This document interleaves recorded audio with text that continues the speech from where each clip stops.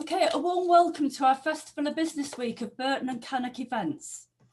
So the Festival of Business campaign is being held in lieu of in-person exhibitions being unable to be hosted by the Chamber due to COVID restrictions.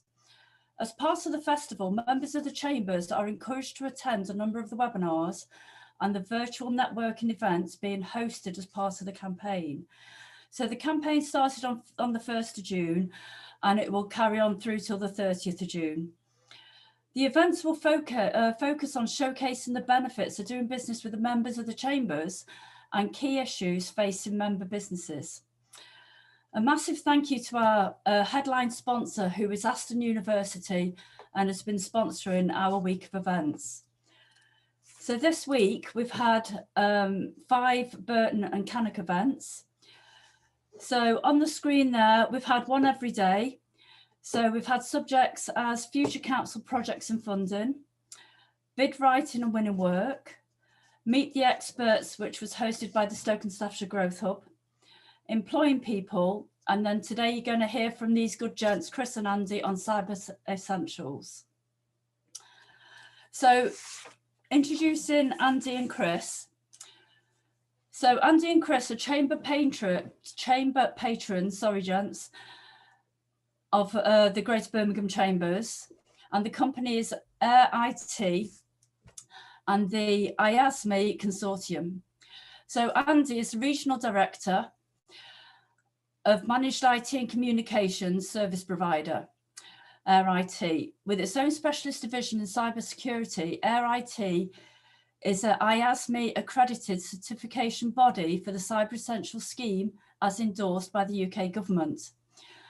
He has over 20 years of experience and has developed a deep understanding of the IT and communication sector, providing strategic advice and guidance to SMEs in the West Midlands and beyond on the secure and efficient use of technology. Then we have Chris, which is the Chief Operating Officer of IASME.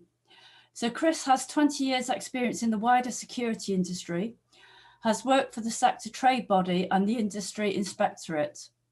His roles have included promoting innovative UK security solutions to an international audience. Chris had made the move into cybersecurity 6 years ago when he was appointed security lead for the Worcestershire Growth Hub and is now the IASME's Chief Operating Officer. In April 2020, IASME became the National Cybersecurity Centre's Cyber Essentials partner, responsible for the delivery of the ever popular Cyber Essentials scheme. So after that short introduction of the gents, I'm going to hand over to Andy, who's going to take you through the Cyber Essentials information and their business. Over to you, gents. Just to give you a brief overview as well as to who Air IT are and our credibility to talk to you today, is that we're independently recognised as one of the top 5 MSPs in the UK and 149th in the world. We've been members of the Birmingham Chamber for many years, and in April this year we became a patron of the Greater Birmingham Chambers of Commerce. We are one of only 2 MSPs in the UK operating at the small to mid-market level to hold a 3-star certification with the Service Desk Institute. And we currently have 7 regional offices throughout the UK and employ approximately 250 staff. And I run the Birmingham office. And also last year, we were awarded MSP of the Year at the Comms Business Awards. So having been based in Birmingham for nearly 40 years, seeing the local economy thrive and develop is extremely important to us, and we want to support this where we can. So as a managed security services provider, commonly referred to as an MSSP, we run an in-house security operations center that offer the full suite of cybersecurity services, such as incident response, penetration testing, dark web monitoring, cybersecurity awareness training.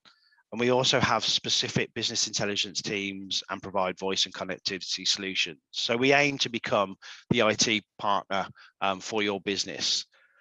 We work with many well-known names in the region, such as Bright Energy, Church of England Birmingham, England Athletics based over in Solihull, and indeed the Birmingham Chambers of Commerce themselves. We absolutely practice what we preach. We hold many cybersecurity recognized certifications such as CREST, EC Council. We have offensive security certified professionals in our security teams, and we're also Cyber Essentials Plus certified. We hold ISO 27001 certification, which is an international standard on how to manage information security. And the reason we're here today is clearly cybercrime is a substantial threat and challenge to all industry sectors, but even more so to smaller businesses who don't have the financial and staffing resources needs to recover from a significant data breach or cyber attack. And the objective of today's webinar is to provide you with some practical advice and guidance that can be easily adopted and implemented by businesses of all shapes and sizes. I'm delighted to have Chris Pinder with us today, and he's going to talk to you about the UK government endorsed Cyber Essentials certification scheme and how companies who adopt this and become certified can be confident of operating more securely. So Chris, if I hand over to you. Thank you, Andy. Hopefully everyone can hear me. Good morning, everyone. I'm also very delighted to be here this morning. And it's great to see so many of you showing an interest in cybersecurity. Before I get stuck into the presentation, just a shout out to the Chamber really to say that the last couple of days I've attended the virtual British Chamber Commerce annual conference, and there's been some really excellent and informative presentations there, and I'm sure the same has been true for the Festival of Business Week. So if we could just move on to the next slide, please, Andy. Okay, that's my details, so on to the next one. Okay, so the National Cyber Security Centre is the public-facing arm of GCHQ. It's also the government authoritative voice when it comes to all things cyber. In 2018, the chief executive gave, then Kieran Martin, gave a presentation to a cyber conference. And at that conference, he described cyber as a subject which is all too often shrouded in fear and opacity and jargon. Now, I have to confess, I had to look up the word opacity, and it means unintelligible and not making sense. So he was really saying that cyber is a subject that is shrouded in fear, mystique, and jargon. In that same presentation, he also outlined that there were 3 misconceptions business leaders have in relation to cybersecurity. And they are that cyber is too complex, I won't understand it. It's too sophisticated, I can't do anything to stop it. And it's targeted, so I'm not at risk. I can move on to the next slide, please. So as Andy mentioned, I'd like to focus on a government-backed scheme that demonstrates that these perceptions are indeed, as Kieran Martin pointed out, misconceptions. And they're dangerous misconceptions too, in that many businesses do believe in them, and that leads them to doing absolutely nothing about cybersecurity. So the scheme we're looking at is Cyber Essentials. And I'm conscious that many of you will not have heard of IASME before today. So IASME in April 2020 was appointed delivery partner for the Cyber Essentials scheme by the National Cyber Security Centre. Okay, next slide, please. So what exactly is Cyber Essentials? Well, firstly, it's a certification. Andy's already mentioned a certification, ISO 27001. Perhaps the most popular business certification out there is ISO 9001. And companies who are certified to that show they have reached a certain standard in terms of their quality management systems. So Cyber Essentials is no different to that. It's just a certificate to show you've reached a certain standard in terms of your cyber security. As has already been said, this is a government-backed scheme. The scheme itself is co-owned by the NCSC and the Department for Digital, Culture, Media and Sport. It was introduced back in 2014, and it was introduced following government concern that businesses were not doing enough to protect themselves, even against low-level, low-sophistication threats. The third thing about Cyber Essentials is that it's built around just 5 core technical controls. When they were looking at what should be included in Cyber Essentials, they did some research on attacks that had happened over a 4-year period. And what they found was that most attacks were happening because businesses had a weakness in one or more of 5 core areas. And it's those 5 core areas that make up the technical controls within Cyber Essentials. The other thing to say about Cyber Essentials is that when it comes to cybersecurity, many businesses don't know where to start. So Cyber Essentials helps focus on some core fundamentals that can make a real difference. Next slide, please. Okay, so what will Cyber Essentials protect you against? Well, as I say, it was brought about to protect against commodity or common internet-borne threats. So these are threats where the criminals will use widely available tools and demand little skill. So it can include, for example, social engineering, such as phishing. So that's tricks to get you to click on links with malicious software or malware. And I think we've all seen those emails and had those emails. Vulnerabilities such as hacking. So this is exploiting known vulnerabilities in internet connected devices that will facilitate access or even take over of your systems. So if we think about one of those misconceptions we talked about earlier about not being a target, so not at risk, well, yes, okay, phishing and hacking can be targeted, but more often than not, they're done on a mass scale in the hopes that someone somewhere will click on one of those links that has a vulnerability that can be exploited. So we can kind of liken it to the car thief or the house thief. When he goes out, he may not know which house or which car he's going to break into, but he's walking down the street, he's trying car doors, he's looking for open windows on a house. And when he sees that vulnerability, that's the house that becomes his target. The other thing that it's going to protect you against is password guessing. So again, remember that the criminals will have automated tools that will help them with the password guessing. There was an interesting survey by NCSC that said, in terms of how we formulate passwords, 15% of us use a pet's name, 14% of us will use a family member's name, 13% of us will use a notable date, and 6% of us will use all or part of the word, use the word password as all or part of our actual password. The NCSC advised that one of the good ways to construct a unique and not easily guessable password is to build a password around 3 random words. And if you can include uppercase and lowercase and special characters, it becomes all the more secure. Next slide, please. So I mentioned earlier that Cyber Essentials was based around 5 core technical controls. These are the 5 areas that it focuses on. So a little bit about each. Access control. Access control is all about preventing unhappy staff or external criminals from making system changes.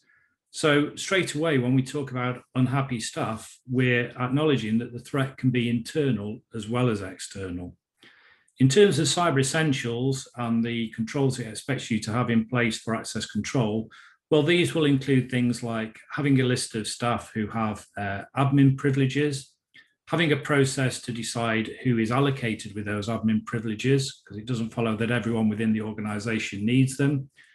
And again, not routinely working in an admin mode. So for example, if you're browsing the internet or checking your emails, certainly shouldn't be doing that within an admin mode. And providing strong passwords. Secure configuration. So this is all about closing or disabling accounts that are not needed, removing or disabling software that you don't use. So for example, if you've got things there that aren't needed or aren't being used, all they're doing is representing potential open doors for the cyber criminal. Again, under secure configuration, changing all default admin passwords and disabling auto run. So you're in full control of what you're actually downloading to your system. The next one is secure update management or patch management. So again, we'll all be familiar with these. These are the messages that say update now or remind me later. So yes, okay, they may provide some enhancements, but what they're also doing is addressing vulnerabilities that may have been found in the software and providing a patch that will cover or protect against that vulnerability. So under secure update management, Cyber Essentials looks for you to have the correct license for the software you're using. and making sure all high or critical updates are applied within 14 days of release, and making sure that all software is supported. So by that, we're meaning that the manufacturers, when these vulnerabilities are identified, are issuing a patch that will address that vulnerability that's been found. The other area is malware protection. So this is spotting and immobilizing viruses before they cause any damage. Things like, it'll include things like having an antivirus or having an approved list of applications. And this is required across all devices, so computers, smartphones, and tablets. Again, in terms of malware protection, set the anti-malware to update automatically and to scan your systems daily. Then the last one of the 5 controls is firewalls and routers. So very vital piece. This is a protection between your boundaries and the internet. And it's required for your office, your mobile, and has been becoming increasingly important over the last 15 months, home networks as well. Next slide, please. So again, if we go back to those misconceptions around cybersecurity, one of them was cyber is too sophisticated, I can't do anything to stop it. For every one thing that you do, that will make a difference. That will make you that little bit more secure. So Cyber Essentials includes 5 controls around 5 core areas. And if you implement the controls around Cyber Essentials, you reduce your chances of becoming a victim by 80%. There was actually some independent research done by the University of Lancaster who found it was even greater. What they did, they set up 2 networks. One had all the controls within Cyber Essentials. The other network didn't have any of the controls within Cyber Essentials. Needless to say, the network with no controls didn't stop any of the attacks they threw down it. But the attacks thrown down the network with the Cyber Essentials control, it mitigated fully 70% of those threats. And most of the rest, the only reason it didn't fully do the rest was that some of the patches that we spoke about earlier hadn't quite been issued by the software manufacturer. It said that the research said that had those patches been available, then the controls within Cyber Essentials would have protected businesses by over 95%. Slide, please. Okay, so you're all very busy people. You've got lots of demand on your time and your money. So why should we be looking at Cyber Essentials? Well, as we've seen, the controls we're talking about are proven protections. So it's asking you to put in place controls that will make a real difference to your business and will make you more resilient to the cyber threat. So first and foremost, that should be why businesses implement Cyber Essentials. But the benefits stretch beyond that. Any security is only as strong as its weakest link. And it's acknowledged that the weak point in any business might actually be within the supply chain. So someone in the supply chain may actually provide the springboard into the company that may be the target. So Cyber Essentials is increasingly being mandated or actively encouraged across an increasing number of government and private sector contracts. This is because these prime companies are looking for their suppliers to have or to demonstrate that they have proper cybersecurity measures in place. So Cyber Essentials really can help gain and retain contracts and new business. And the other question I'd throw in there, as I say, the weakest point may be within a supply chain. So I would ask the question, is there anyone within your own supply chains where you want the confidence that they have suitable security measures in place as well? The third reason businesses should look at Cyber Essentials is data protection. So GDPR came in a while back. A lot of businesses were thinking it would come and it will be gone in 5 minutes. It is still with us. So under GDPR, there is a legal requirement to protect personal data. And the requirement is to protect it using technical and organizational measures. The Information Commissioner's Office recognizes Cyber Essentials as one of those technical and organizational measures. So much so that it issues, and it's free on their website, a practical guide to IT. And within that practical guide to IT, there is a section 2, which is all about getting in line with Cyber Essentials. However, perhaps the ICO's biggest testament to its endorsement of Cyber Essentials came last year when they issued a summary report on the back of the fine, the £500,000 fine they issued to Cathay Pacific. In that summary report, they said that Cathay Pacific had failed to comply with 4 of the 5 basic controls within Cyber Essentials. Next slide, please. So the Cyber Essentials scheme comes at 2 levels. So the first of those levels is self-assessed, and it's exactly as it says on the tin. So this is a self-assessment questionnaire. Once the questionnaire has been completed, it requires a board member or owner manager to sign that declaration that all the answers provided in the feedback are true. So we can liken that to, if you like, filling out your house insurance. So if you fill out your house insurance, you'll ask questions about the security that you have at home. You know, do you have suitable door locks? Do you have an intruder alarm? And at the end of that, you'll sign and declare that all the information provided is true and correct. So with Cyber Essentials, once that's been signed, it will be sent through and marked by an assessor, and hopefully you get the Cyber Essentials. The other level is the Cyber Essentials Plus. So it's based on exactly the same checks. It's just that this is more like the traditional audit you're probably used to, where it is independently verified. It also includes a vulnerability scan, which is exactly as it says on the tin. It's a scan to check your system for vulnerabilities. Yes, there is a difference in cost, but I'm sure Andy and Air IT will be happy to provide quotes around that. Next slide, please. So the traditional journey in terms of Cyber Essentials is for companies to go for Cyber Essentials self-assessed first and then go on to Cyber Essentials Plus, but they can both be done in parallel. But there is a new member of the family, and that's the Readiness Tool. So the Readiness Tool isn't actually a certification, but it's a tool designed to help you get started on that journey.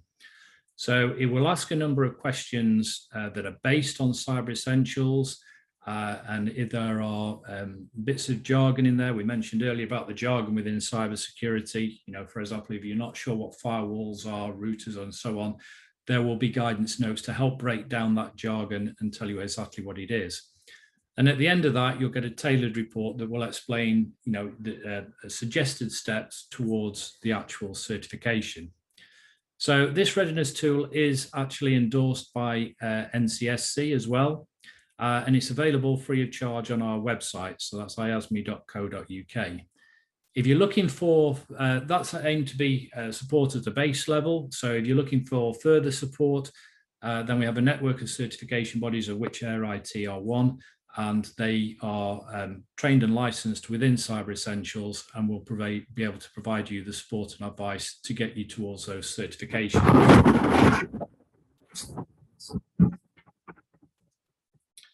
Okay, so what sorts of companies go for Cyber Essentials? Well, essentially, it is a scheme for all businesses. Doesn't matter whether small, medium, or large. Equally, public, private, or third sector companies, and it's applicable for businesses in any sector. So here you can see a breakdown of the companies that have got Cyber Essentials, and you can see it's fairly reflective of the UK business community as a whole. So before I hand back to Andrew, just a couple of parting thoughts from myself is we talked about those misconceptions at the very start. Please don't let those misconceptions become excuses for not doing anything around cybersecurity. I think there is a fourth misconception, and that is that cyber is costly. As you've seen from, you know, coming up with strong passwords, many of the measures can actually be no or low cost. Cybersecurity itself is an investment. The real cost of cyber comes if you're unfortunate enough to have a breach. So on that note, I'll hand back to you, Andy. Thank you, Chris. That was really insightful. And I hope everyone on the webinar today can see how Cyber Essentials has been designed to safeguard your business from the most common forms of cybercrime.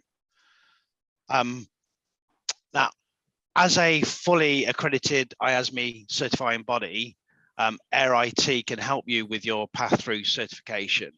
And as Chris alluded to, it's much more than just filling in a questionnaire. It's possible for anybody to download and complete the Cyber Essentials self-assessment. Yes, you have to declare that the information that you've provided is accurate and correct. But many businesses either don't have the in-house resource, knowledge, or capability to confidently answer the questions. And if you aren't able to answer these technical controls accurately, then it becomes just a tick box exercise, and your business will still be susceptible to attacks. Air IT's approach to helping organizations become certified is slightly different. We don't just review your answers in the self-assessment. We will actually review your configuration and environment rather than just simply relying on your answers alone. So we will make some checks to ensure that these controls are actually in place. And that's clearly the objective of the scheme, to protect your business. And also, because we have a team of cybersecurity experts and we run a specialist cybersecurity division, once we've done the initial assessment, if we identify any issues, we can help implement the remedial measures needed if you don't have the capability to make these changes in-house. As Chris mentioned, Cyber Essentials Plus, it's exactly the same list of requirements and standards as the basic certification, if I can call it that, just Cyber Essentials. But there's an independent technical audit. Now, to achieve the Cyber Essentials Plus certification, you must have first have achieved the Cyber Essentials within a 3-month window.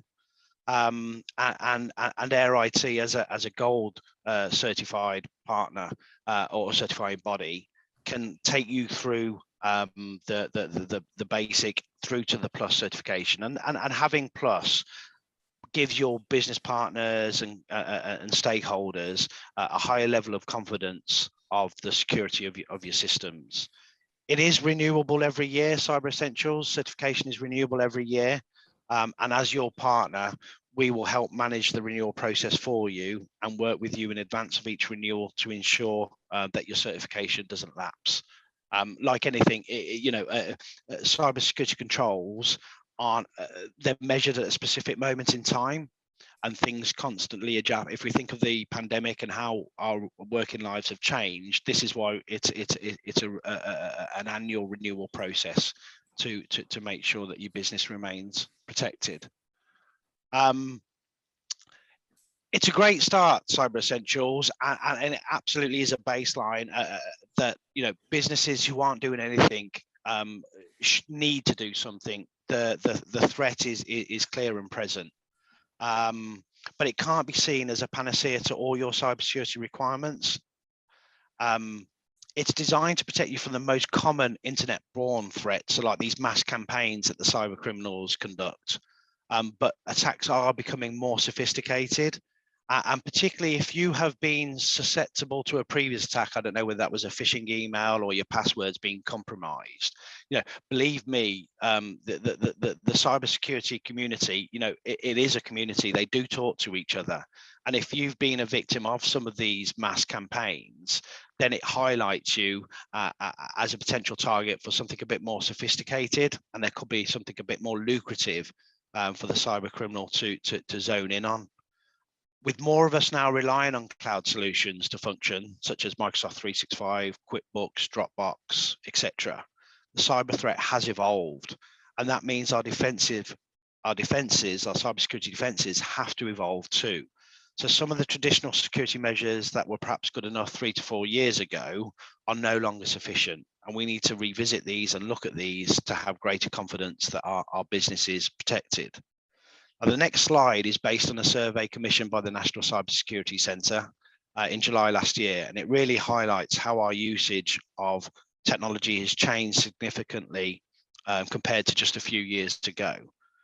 I'm not going to go through all of these. I'm conscious it's a Friday morning, and there might be bacon or sausage sandwiches for us to go on to. But just to highlight some of the headlines, it's not surprising that nearly all organisations are holding personal data electronically. If you think of the various applications we use, finance, payroll, HR, CRM systems, databases, it's clear that these systems include personal and indeed sometimes sensitive information. But this statistic highlights the need for us to have these effective controls in place, as the value and the damage that can be caused to our business can be pretty serious, both from a reputation and financial perspective if it falls into the wrong hands. A couple of worrying statistics are approximately 50% of organizations do not use multi-factor authentication to secure their accounts. This means that they are protected just by username and password alone. And if you consider that password is still the most commonly used password and has been since 2013, this is something we really need to be concerned about. And I'm sure we can all think of how we use, information that can be obtained, whether that's through our social media accounts, to construct our passwords.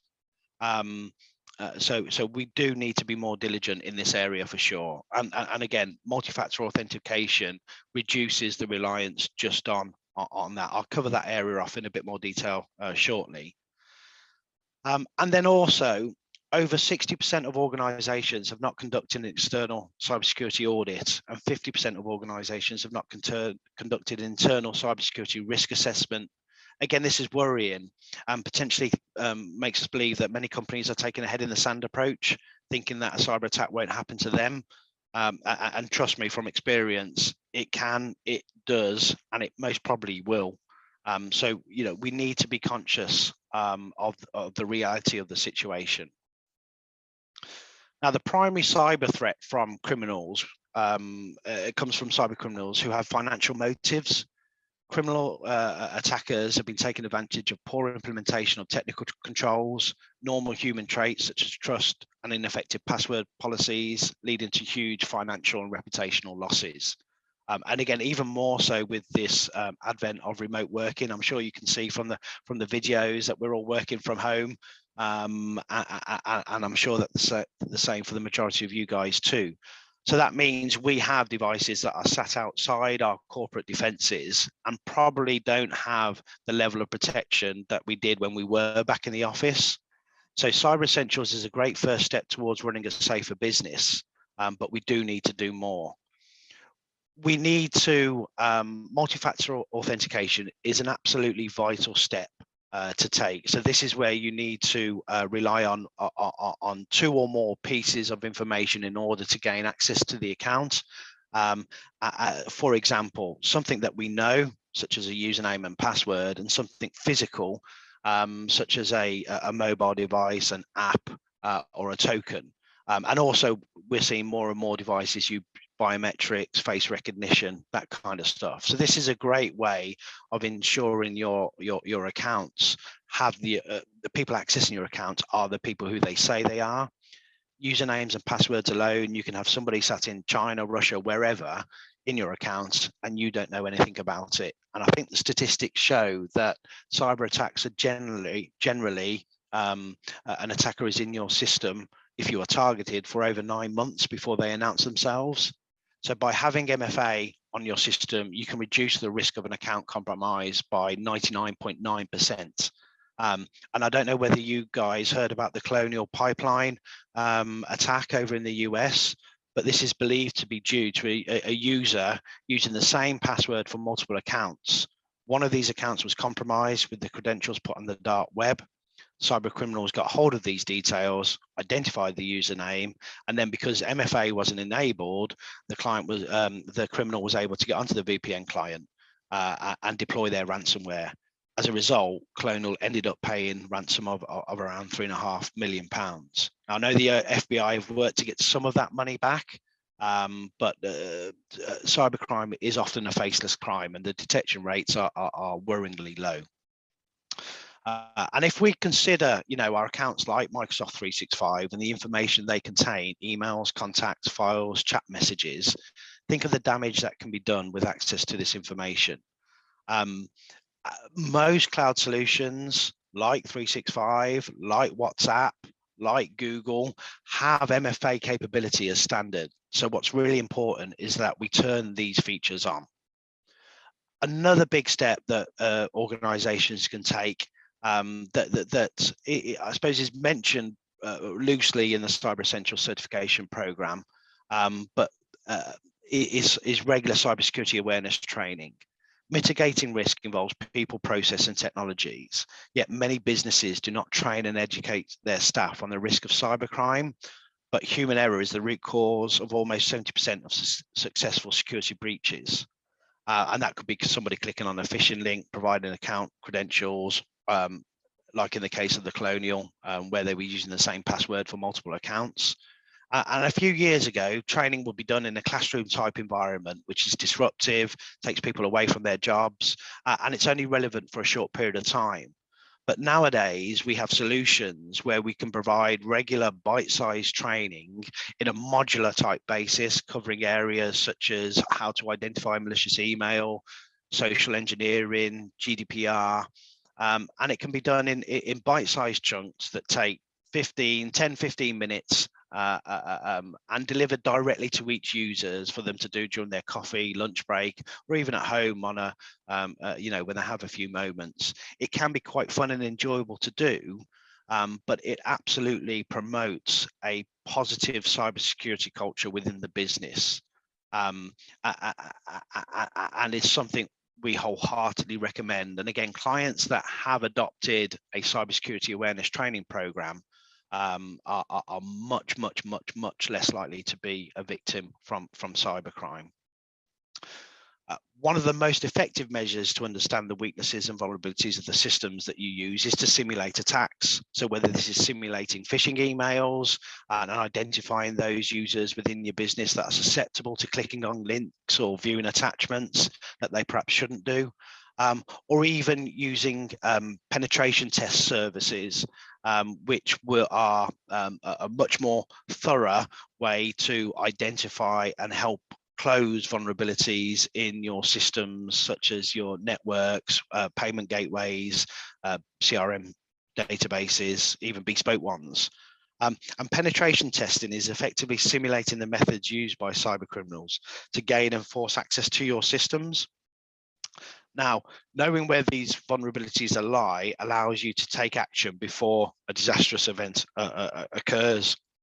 And these tests involve a professional actively exploiting multiple vulnerabilities to demonstrate the real world impact of these being exploited. Generally, they can't be automated because it's a security specialist looking for new and creative ways to compromise your system. And if you're a business that needs to comply with PCI DSS, so if you take credit card or debit card payments, or your ISO 27001 registered, then you should be carrying out penetration tests at least once a year. And even if you don't have a regulatory requirement to do that, to do a pen test, it will still give you strong peace of mind that you've done everything possible to protect your business and customers. I hope all of us on the call today have antivirus software installed on our machines. Most likely, this is probably some kind of traditional antivirus solution that relies on signature updates to protect your devices from new threats and malware. But the issue with using a traditional antivirus solution is it potentially leaves your system vulnerable to zero-day attacks and unknown threats, because it can take up to 7 days in some cases for signatures to be released by the vendors that actually detects and quarantines the new strain of malware. So next generation antivirus solutions utilize artificial intelligence and machine learning to provide greater protection from ransomware and zero-day attacks. And they analyze files continuously and aren't reliant on signature updates. Instead, they look at the behavior of the file to determine if it's a potential threat, and they respond accordingly. And even can include automatic rollback capabilities, so that if your PC or laptop or server, whatever the device may be, has been compromised, then we can revert your machine back to its healthy state and saving you, in some cases, from paying thousands of pounds in ransom. And even machines can be, the solution will automatically disconnect machines from your network and so on. So we need to recognize that traditional solutions aren't really good enough nowadays. The dark web is a hidden network used by cyber criminals to buy and sell data, and you can even purchase pre-packaged cyber attack campaigns that can be someone who is not literate in IT solutions can actually unleash a campaign by following a wizard. So understanding if your organization has credentials exposed on the dark web will give you an idea of how vulnerable your accounts are. And our SOC team can proactively monitor the dark web for your organization and then alert you when credentials are discovered, and provide the necessary support and assistance. And again, if you remember the colonial scenario earlier, that if they had this kind of solution in place along with MFA, then they could have saved a lot of money and a big issue avoided potentially. Not enough businesses that we come across regularly test and verify their backup systems. Now, if you do have a ransomware attack, then your backups may be the only tool that you have to recover your business and become operational again. And if you are just simply putting your tape in, or relying on your cloud synchronization to a data center just to work, and it's not monitoring this and are not testing your ability to recover, then again you are absolutely chancing it. We test our fire alarms in the office to make sure they're working, because we recognize the impact that a fire could have in our premises. What impact would losing 3 months have on your organization? And then I think finally, I mean, there's always more to be done. But one of the things that we absolutely can do is utilize the full suite of tools at our disposal. So again, I'm sure many of you on the call today will be using Microsoft 365. Well, Microsoft 365 and the various subscriptions include a lot of security features. Take the Microsoft 365 Business Premium subscription, for example, one of their most common plans. And it includes conditional access, mobile device, and application management controls that allow you to really restrict access to your systems. Only approved devices can connect. And again, take the pandemic, people using home, BYOD, this kind of stuff. If you've lost control of your devices, you've most likely lost control of your data too. So just work with your partner, whether that's Air IT, which would be great, or your incumbent in-house team. Make sure that you have these controls turned on and are using them. Again, I mentioned multi-factor authentication being a standard feature in most packages nowadays. We are here to help. I and the team at Air IT can keep your business better protected. And we are offering, no webinar will be complete without some kind of incentive, hey? So we are offering a 20% discount on our Cyber Essentials assessment service. But just bear in mind, to qualify for this, that the assessments need to be completed before the 30th of September this year. And we're also offering people on the call today a free dark web scan to see if you've got credentials exposed on the dark web. Just simply email me at andrew.penlington@airit.co.uk to request yours. I also recommend visiting the National Cybersecurity Centre website. It offers a wealth of practical and easy to follow advice on how to operate more securely, both from a business and a personal perspective. So if you've got, young families, ensuring that your children can't access content that would be disturbing to them, the NCSC provides advice and a guidance on how to secure those devices. And the objective on the NCSC is to make the UK the safest place to live and work online, which is an objective I'm sure we all support and agree with. And of course, you can always email me or contact us, and we will be more than happy to help you and offer advice and guidance using our experience and expertise. My contact details are on screen now.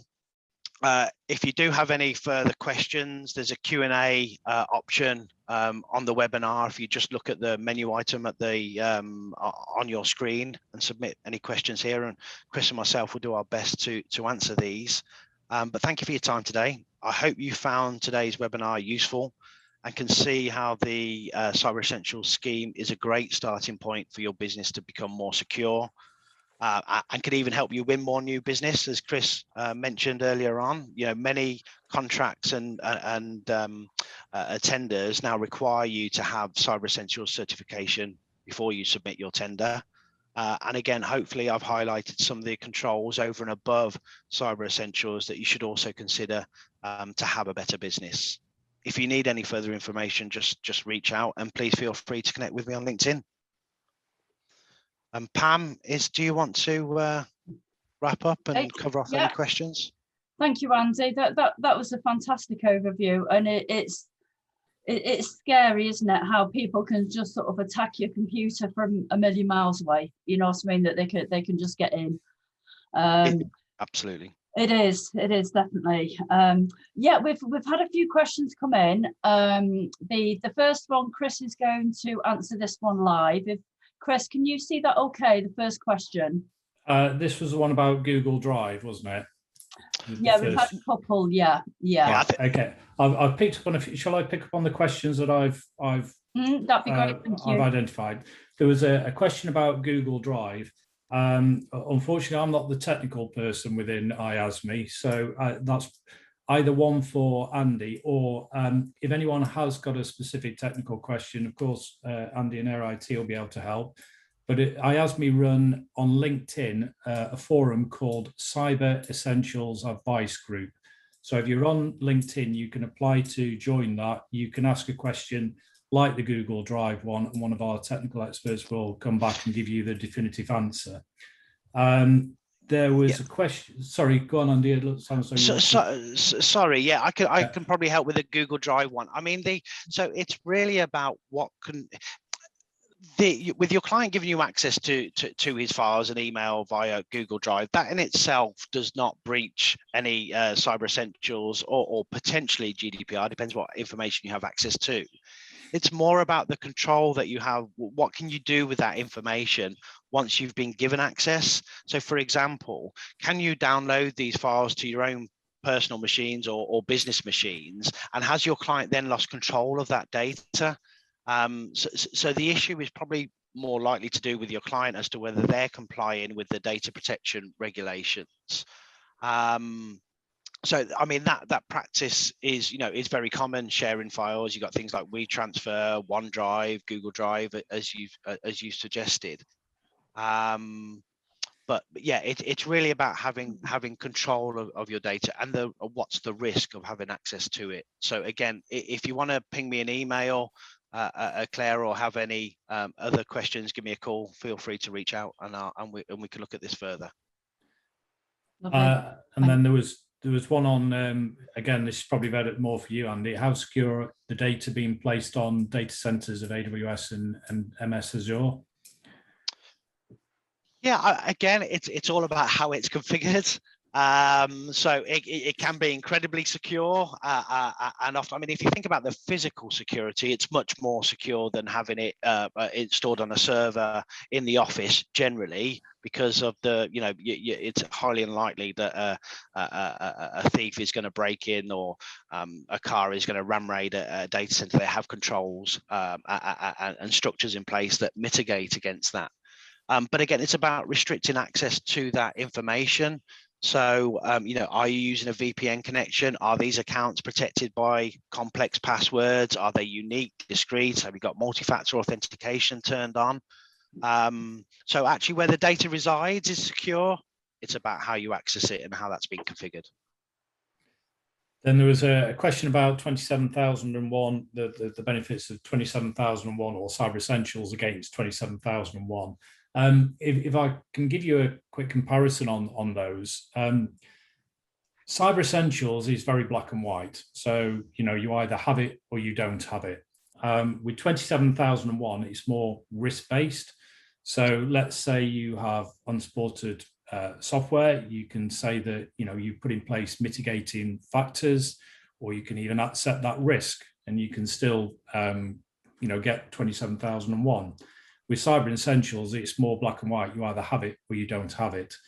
There is a role for both. Absolutely, there's a role for both. 27,001 can be very time and resource intensive, particularly for smaller businesses. So Cyber Essentials and another one that we offer, IASME Governance, can be good alternatives. But again, what I would say is, if you are looking at this for the security of your business, great. But if you're also looking at it from the point of view of what's required for the tenders I'm going for, well, what are they asking for? Are they asking for Cyber Essentials? Are they asking for 27,001? Or are they asking for both? So, but absolutely, there's a role for both. And it really is sitting down with each business to see which is the most suitable for that business. Yeah, look, and as you said, Chris, it's about the business case, isn't it? You know, yeah. It's what your clients demand from you. And again, at Air IT, just to expect, you know, we're Cyber Essentials Plus certified, and we're ISO 27001. And I think it's fair to say, as Chris mentioned, it's a bit more resource intensive to become ISO 27001, and also financially a bigger commitment as well. So yeah, it depends on the business case. I've also seen that we've got a question about a business based in Solihull, wondering what it would cost to go for Cyber Essentials certification. Yeah. And so the actual, again, it depends who does the actual assessment and the really. If you want to do it yourself, you can download the self-assessment questionnaire from the IASME website. Other reputable websites also exist that link to it, and the actual certification fee itself is about £300. But that's again assuming that you have the knowledge and the ability to answer those questions comprehensively and accurately. And this is where Air IT come in, or another IT partner, where they can actually ensure and help demystify the configuration required to ensure that your business is protected. So the certification is £300, but our assessment, our charge and service is a charge on top of that. Yeah, can I just add to that as well? Yes, you're quite right. There is a self-assessment questionnaire that you can download from the IASME website. So this isn't the actual taking the assessment itself, but it allows you to see exactly the questions you'll be asked in Cyber Essentials.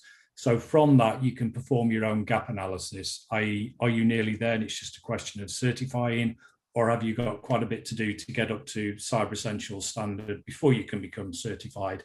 And I think that's absolutely fundamental because, you know, as I say, there is a role for this in winning, gaining and retaining business. A lot of businesses come to IASME saying, right, okay, we've got to go for a contract. We need Cyber Essentials tomorrow. And unfortunately, they are a long way from being Cyber Essentials standard. So please do allow yourselves plenty of time to go for Cyber Essentials. As I say, you may be at the situation where it's, you know, you're there and it's simply a matter of certifying, but equally, there might be quite a few steps that you need to put in place before you can certify. And in terms of the cost, Cyber Essentials is trademarked. So as Andy says, the actual certification can cost you no more than £300. But if you're going for any advisory services on based around Cyber Essentials, then they will be on top of that £300. Yeah. That's brilliant, gents. Have we got any more questions? So that one's been answered. I've just gone through here. And I think we've done them, Pam, haven't we? Yeah.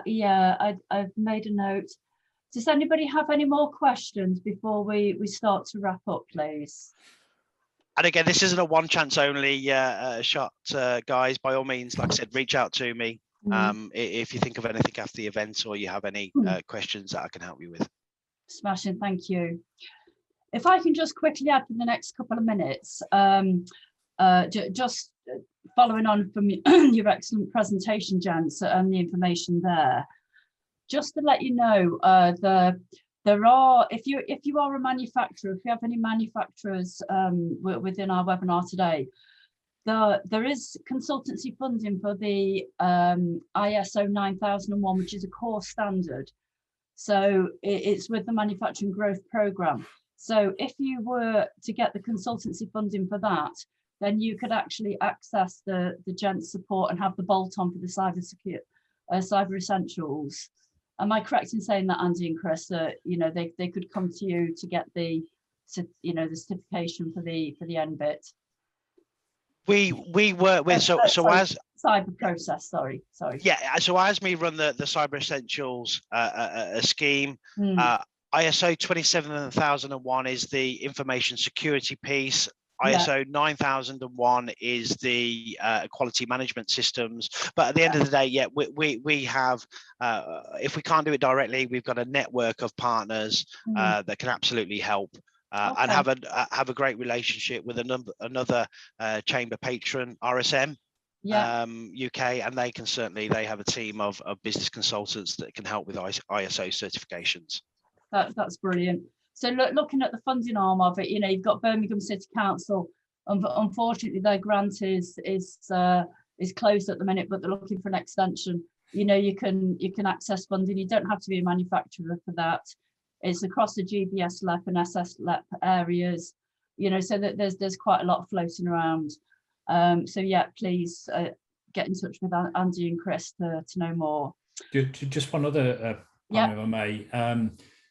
R&D tax credits. I mean, for Cyber Essentials certification itself is unlikely to qualify, but if a company needs to make significant changes in the route to leading to Cyber Essentials, then chances are R&D tax credits will apply there as well. Yeah, most definitely. Yeah. So, okay, lovely. Thank you, Chris. So just to wrap it up, we've got no more questions come in. The webinar is being recorded and it will be on our website via YouTube in a few days. So please check back there. And Jess will be sending out the presentation to all attendees. And just a massive thank you to Chris and Andy for presenting today on this minefield of a subject, that we use IT every day and don't realize how we have to nurture it and secure it, really. So thank you very much for that. And thank you very much to all the delegates for attending. I hope you have a great day and a lovely weekend. Okay, and take care, everybody. Thank you, everyone. Bye-bye now. Bye-bye.